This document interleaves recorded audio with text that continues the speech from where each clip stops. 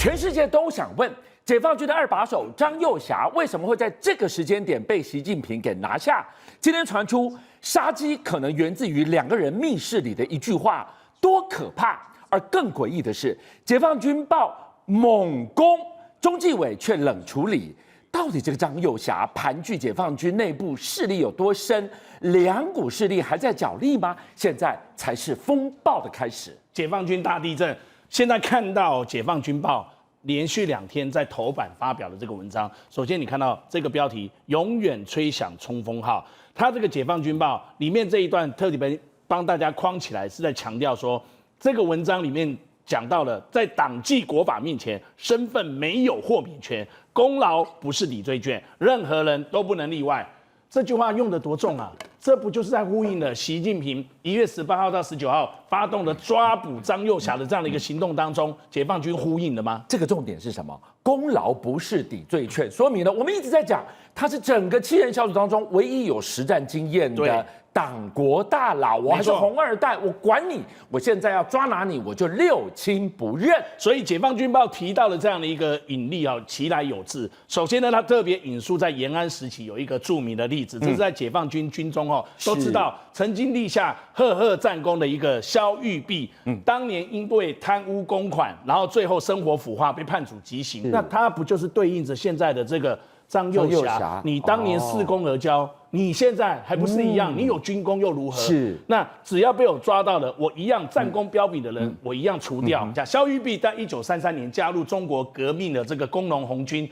他加入的是陕甘总队的南队，清涧分队。然后那时候他担任这个清涧分队的一个干部哦，因为他们要去攻一个县城，久攻不下，因为几十挺的机枪架在城墙上，哒哒哒哒哒，他们死伤无数啊，所以接下来这个萧玉璧他就自己跳出来，跑到旁边去吸引敌火，冲着他射，他想办法，当然。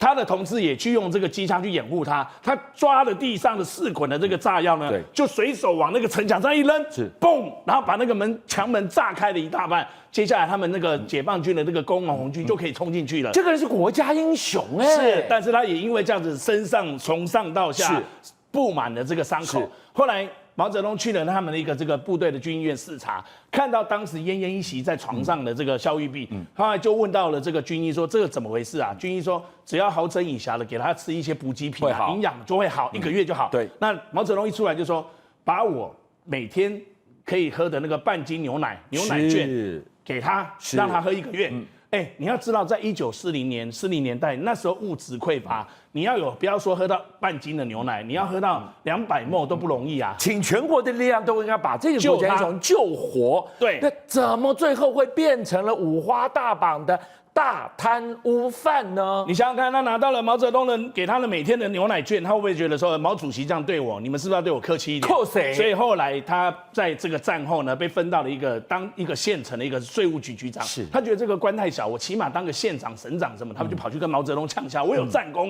把他的身上的衣服掀开来，我全身上下都是伤口，解放军哪一个不是靠我的？毛泽东大怒，他说：如果人人都像你这样，那党都乱掉了。你给我出去，我不受任何威胁。那他因为这样子也不满了，好，那我就当一个小官，我当税务局局长，竟然用这个职权开始贪污，总共贪了3050块大洋。大家会觉得3050块没什么，但现在在那个时候，相当于一般公务员以今天的市值来看，是160年的薪水，是1000多个月的月薪啊！你看贪得多凶。那当然最后被抓捕之后呢？他就判了死刑啊，他不甘心，写信给毛泽东，然后求情啊，还被毛泽东一样拒绝他。毛泽东只回答他：我的说法和回答就跟1937年另外一个案子也是恃宠而骄，被我要求判处死刑是一样的道理。看懂了，我们完全理解了。讲完这一套故事之后，习近平就是用这个故事都有相对应的角色。当年的这一个战功彪炳的萧玉璧，就是现在的张又侠；当年的毛泽东，就是现在的习近平。你不要恃宠而骄，你也不要以为战功彪炳，我照样打贪打腐，你功高震主，我就六亲不认。可是今天最可怕的是，全世界都在问，怎么会选在这个时间点动手？原来跟密室里的一句话引杀机可能有关哦。在引杀机之前，我特别讲一个小动作，这是之前在公开场合里面，你有没有看到？张又侠他走在习近平的身旁，他的动作手势非常的大，应该是在跟习近平谈论某一件事情。然后说着说着，他的手就这样子，右手左手就举起来做一个比划，就好像我把你拉到旁边，你是习近平，我是张又侠，我动作很大，我这样手比划一圈，而且我站在你旁边，你有没有看到他的位置是几乎虽然有点退一小步，但是几乎跟他比肩而行。你如果是习近平，你看到这样的一个状况，到底谁是领导人，谁是中央军委主席？习近平嘛。你应该退后半步吧，左后方啊！而且你的动作、你的手势那么大，谁是领导人啊？再加上内幕传出来，有一个密室里面的一个冲突，就在这个18号、19号抓捕张又侠之前1个月，也就是上个月。传出来说，当时张又侠曾经跟习近平在一个小房间之内开会之后呢，他们2个人正式爆发了这个正面冲突。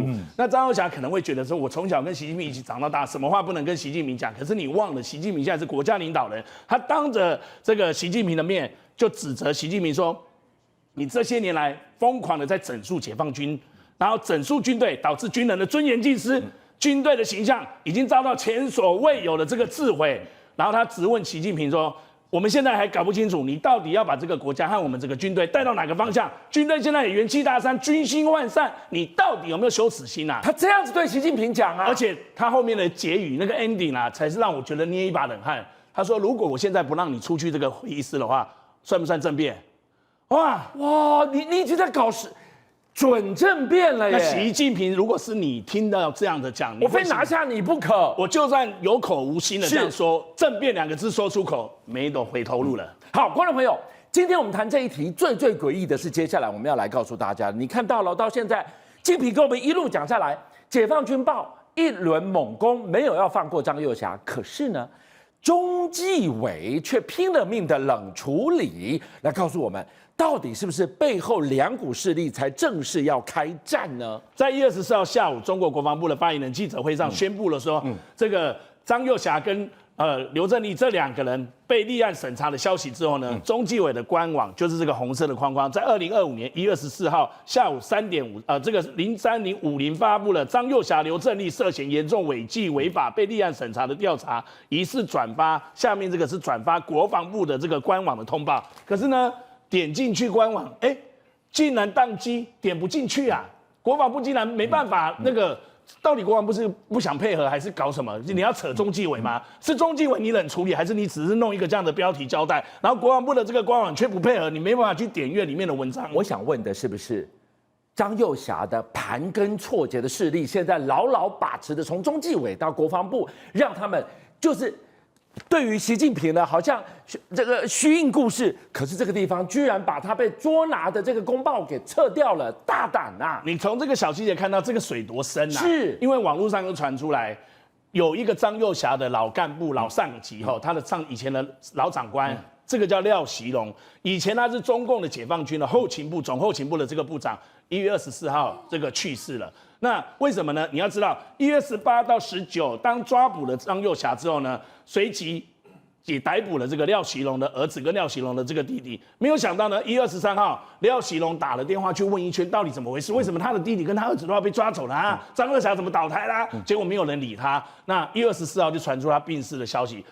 享年86岁，有人说活活被气死啊！有人说是不是气急攻心，是不是就整活活被气死？为什么他那么重要？我跟大家讲啊，因为这个张又侠跟他的老长官廖锡龙一样，曾经打过越战，有实战经验。是，然后廖锡龙又是张又侠在军旅生涯当中的重要的伯乐，一直拉拔他。而且在2000年，过去20几年前，他曾经是江泽民时代江派重要的这个军帮的将领。是，他被江泽民授予上将军衔，在26年前。然后，而且在胡锦涛主政的时期，那10年啊，他担任解放军的总后勤部部长，是军备大权一手抓。然后，2016年北戴河会议前啊，在7月的一次退休高级干部会议现场，当场被带走。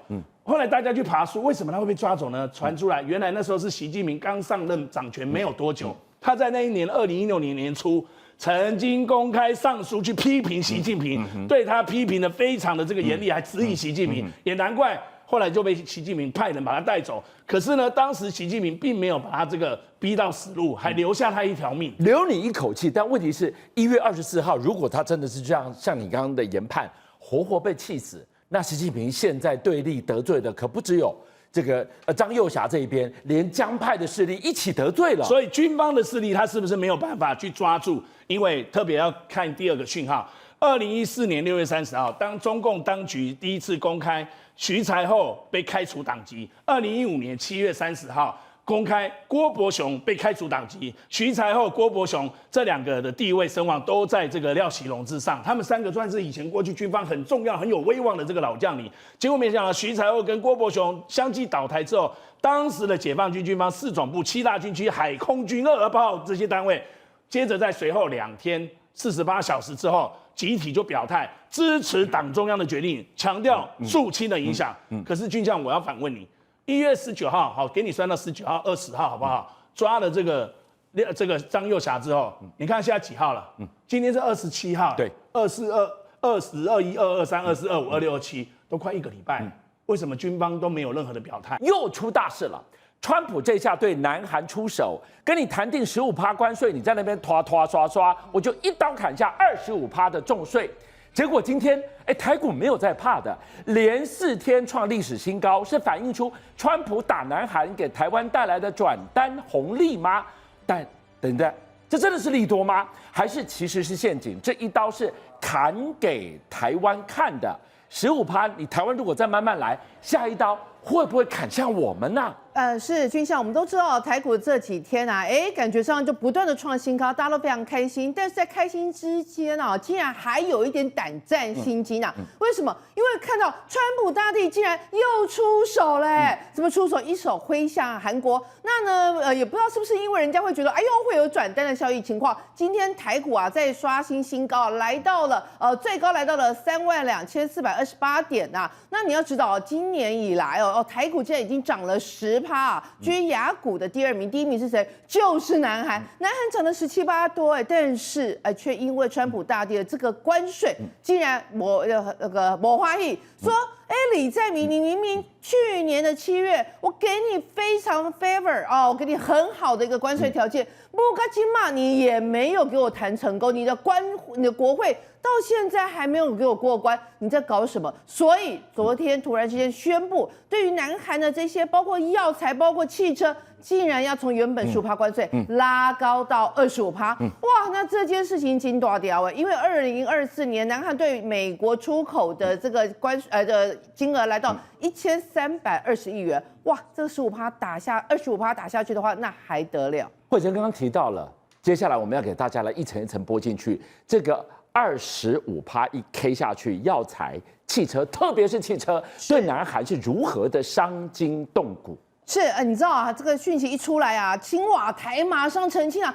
他说没有，美国政府没有正式通知我们韩国啊，所以呢，这些相关的细节其实不清楚。第二，马上派那个产业部的，也是类似我们的那个经济部长，马上赶到美国去，面对面讲清楚。你要知道，现代汽车啊，从这个1986年进到美国，现在。去年好不容易缔造一个新的纪录，什么纪录呢？第一个，它1年竟然已经卖出了184万辆，快184辆，吓死人了！在它的市占率高达11.3%仅次于这个通用啊，然后还有福特。所以你要知道，这个是走了30-40年啊，从1986还不止嘞，走了40几年，竟然到现在。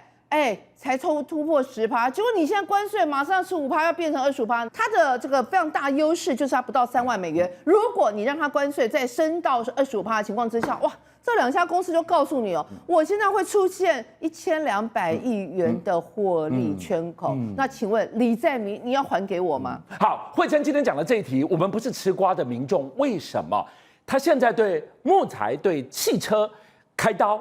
敲山震虎而已。我们要问的是，下一步会不会对半导体那金价出雷雷对我们就有关系了？我们想问，学者今年已经警告了，川普这一刀砍南还是砍给台湾看的，是真的吗？对，大家在想说是不是我们不知道是不是真的，但是你要知道，我们关税到现在也是蓝白卡在那边也是卡了一阵子嘛。那现在大家都在讲，大家都抓了蛋嘛，就是很担心川普会不会下一动作真的就一刀挥向了这个半导体啊？因为我们都知道，这个三星跟海力士他们也是呈现一个最高警戒，尤其是美国的这个商务部长卢特尼克，他甚至在美光的纽约接他们一个新厂的建机的一个仪式上，他直接呛什么？他说：“我跟你讲啊，对于所有的记忆体大厂，我只有给你们2个选择。第一个，要么你就继续在你的母国继续工厂在那边生产，然后外销到美国来，外销到美国来，你就付100%的关税。第二个，你就把工厂都到美国来生产。那在这种情况之下，我们就张开双手欢迎。这个话很狠的，你知道为什么吗？因为三星跟海力士目前为止没有工厂在美国，所以你说in a t r a l蛋吗？当然是 t r a l 蛋。那你就说没关系，人家三星啊，人家也在讲嘛，2奈米啊，不会再让台积电一个人的50的不好意思现在连他们自己的韩国经济日报都说三星预计今年2月起要新生产新一代的这个新一代晶片也是要供给这一个 AI 龙头大厂 NVIDIA， 看起来很厉害看起来很厉害不过没有你的2奈米的这一个那个晶片这个 GAA 节点的制成的良率拍谁不告40%良率处在跟我都挺厉害，良率40%，你怎么跟台积电比？这个笑死，而且是不足，你知道吗？这不是我们在笑他，那个是连他们自己都在笑他，连美国的一个投资银行都说，不对呢，你这个三星的2奈米的这个良率不到40%情况之下，你可能会连第2大的位置都拱手让给了 Intel， 因为 Intel 现在18A 的制程良率，人家还60%，虽然是勉强及格拉贵牙里，所以你就知道我们台积电是稳坐龙头，其他那2个人在比谁是第2。好，最后惠珍来告诉我们，这一次呢，我们都以为全球的关税大战终于慢慢要告一个段落，今麦南韩说被川普打一个回马枪，点给奏以后，会不会吃不完兜着走？很有可能为什么就很有可能？因为现在这个谢金河我们的谢社长特别这出了一篇文章，他说什么？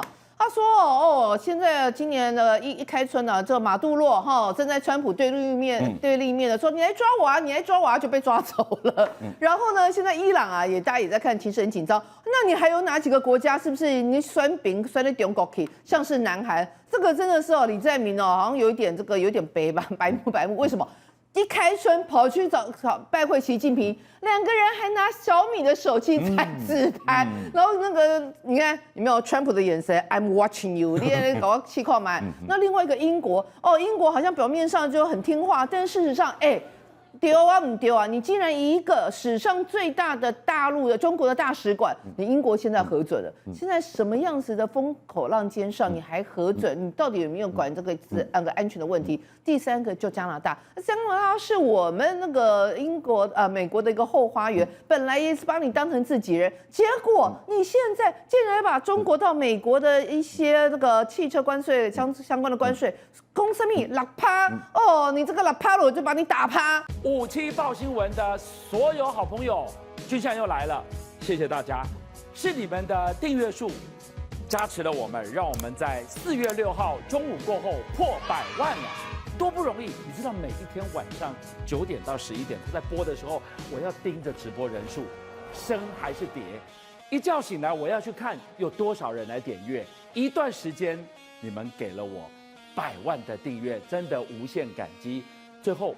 我要跟大家瞪眼看，再一次谢谢你们大家，同时请介绍更多好朋友来支持57报新闻，俊相还有优秀的57报新闻团队会继续为大家每一天挖真相。Come on, come on, come on.